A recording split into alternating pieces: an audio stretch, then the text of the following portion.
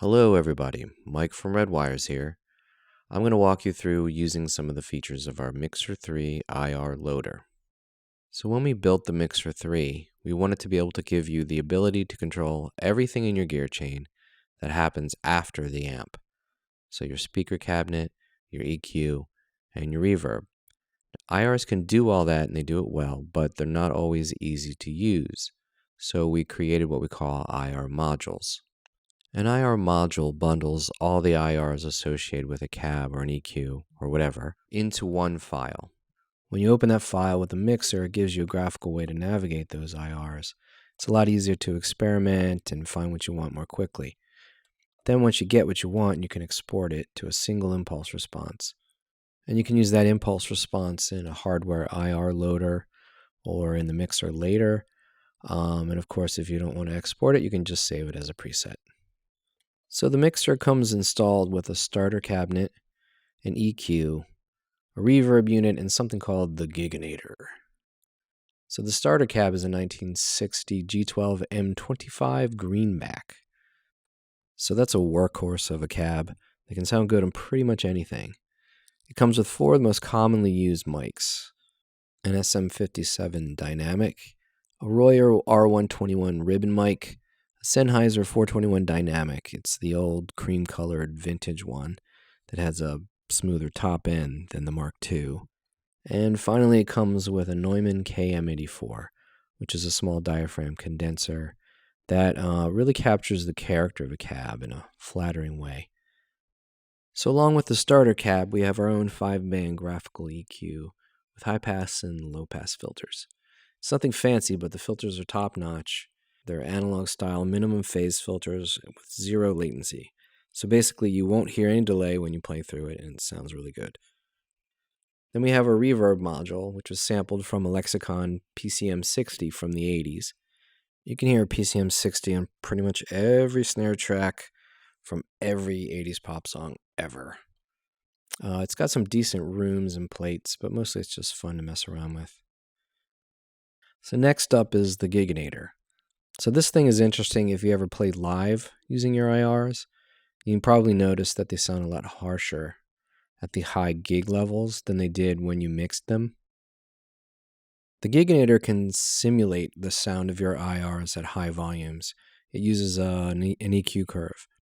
That way you can mix it for gig levels without totally destroying your ears. Now if you flip the switch on it, you can apply an inverse of that curve to IRs that you've already created, and then they can sound better too. Okay, so now that you know what the mixer is, I'll go over how it works. So the first thing you do is set up your folders. So click on the gear icon, and you have 3 folders, one for IR modules, one for IRs, and one for presets. So the installer sticks everything in your documents folder by default. You can leave it there or you can move it, but if you move it, you have to point your IR folders to the new spot. If you don't do that, the IRs will show up in red with a big missing label on them in the IR stack. So if you plan on exporting IRs to WAV files, you set your target sample rate and whether you want stereo or mono here. For most hardware IR loaders, you're going to want 48 kHz in mono. So the export sample rate is not linked to your project's sample rate. So you can have a 96 kHz project and still export an IR to 48 kHz, for example.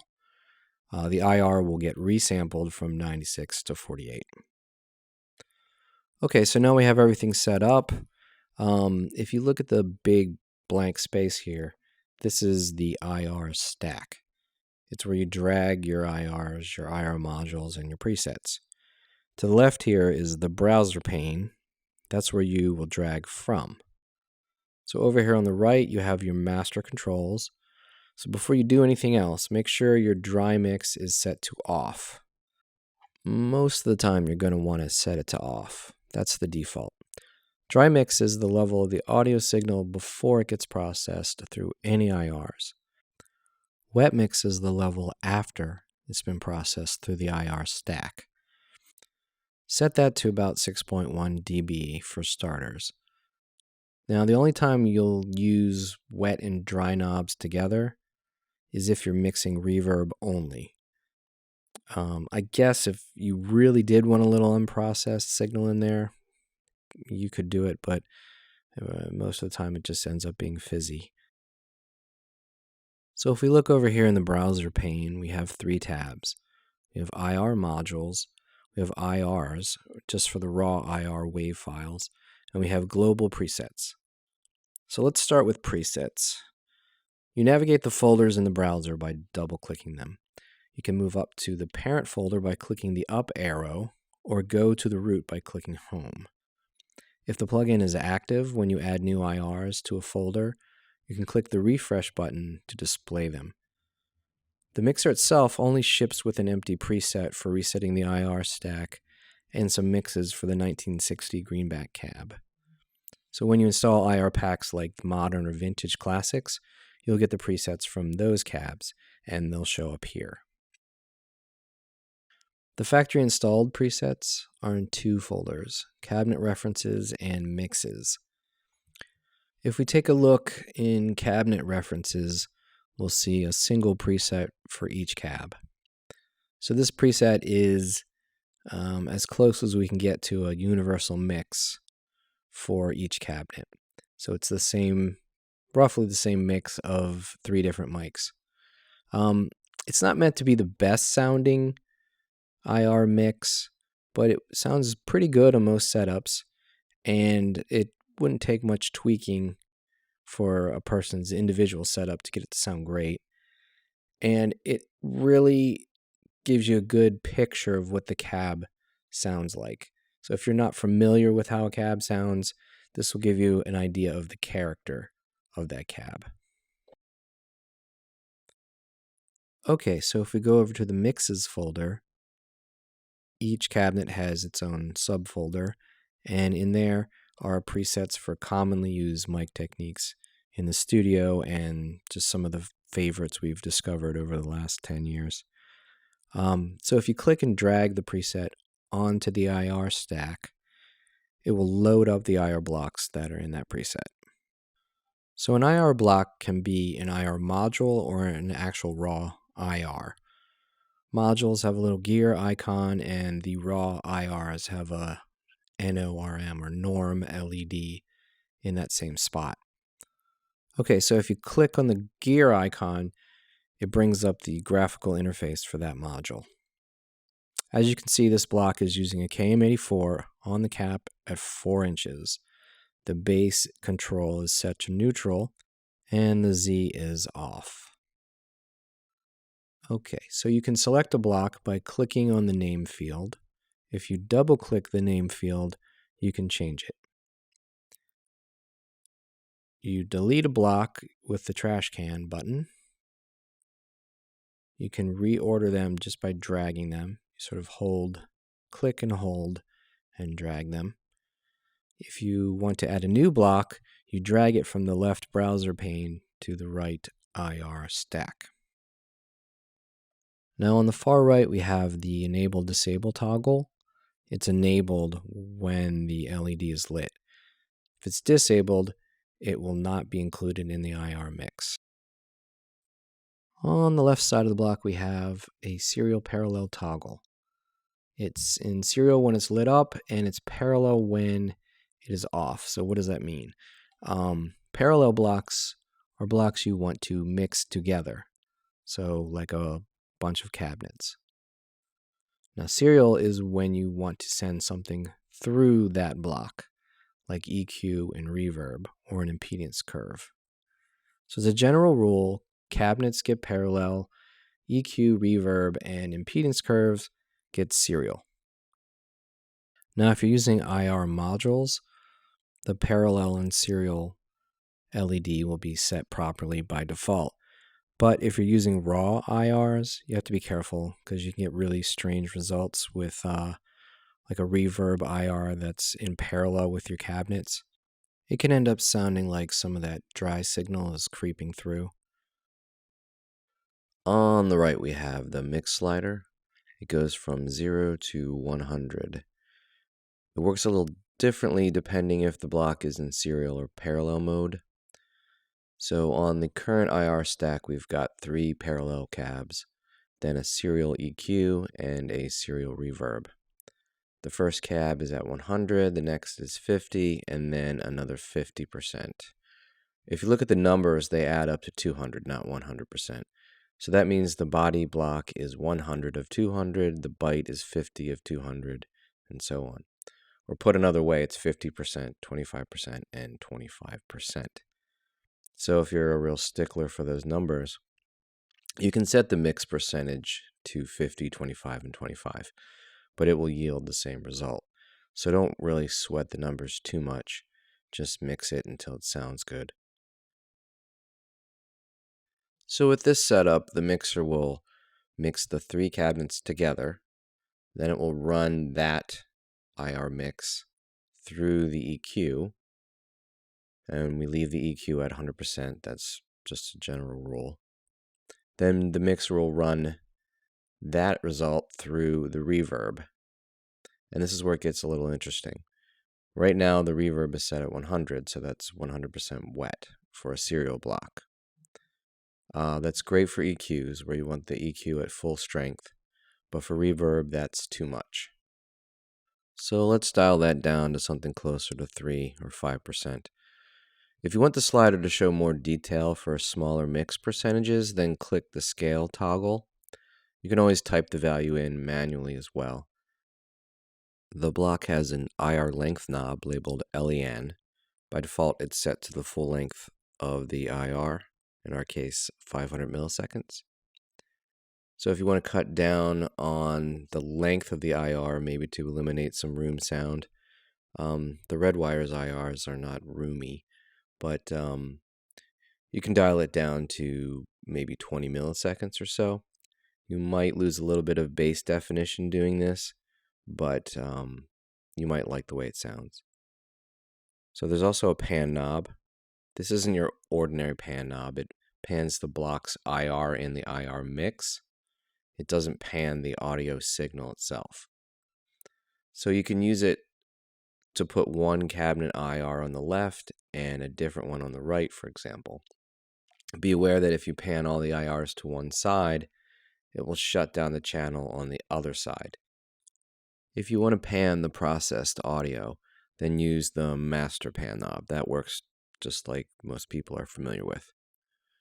Okay, so now we've got the basics of the IR blocks down. We can get to the fun part, the modules. So click on the gear icon. We've got 3 cabs here, an EQ, and a reverb. So in the cabinet module, you pick your mic to the left here. You can use the arrows to move the list up and down, but it's easier to use the scroll wheel on your mouse. You click on a mic and it will show you the positions available for that mic. Most mics have the same position, so it won't look different, but you will hear the IR change as soon as you flip the mic. Some mics have 45-degree off-axis positions. You can see that the available position has changed here because now we're in 45 degrees off-axis. To pick a speaker position, you click here.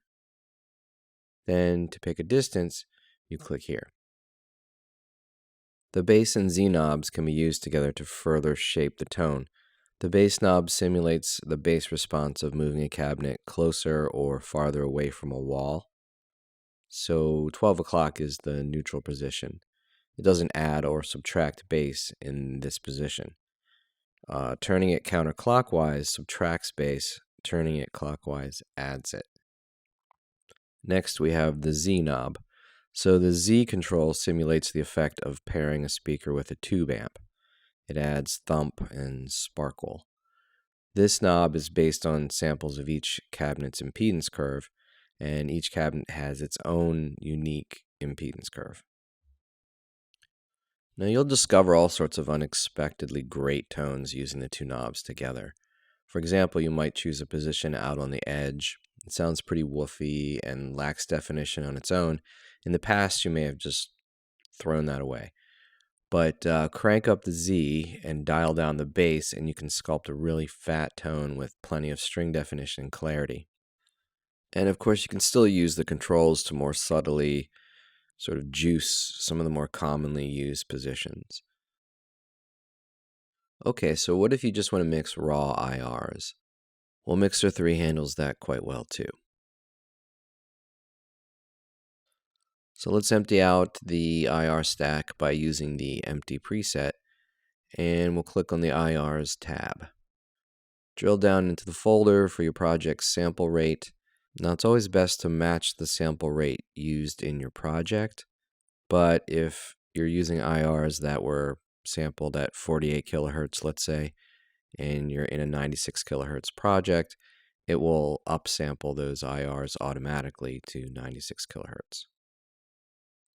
Okay, now we pick the cab folder, then the mic folder, and now we've actually drilled down to IRs. You can see the icon to the left has changed to that of an audio file now. So drag one IR onto the stack. With raw IR blocks, you can replace one block with another just by dragging on top of it instead of dragging to a position above it or below it. So the IR block has the same controls as the IR module, except the gear icon is replaced with a norm toggle. So norm stands for normalization.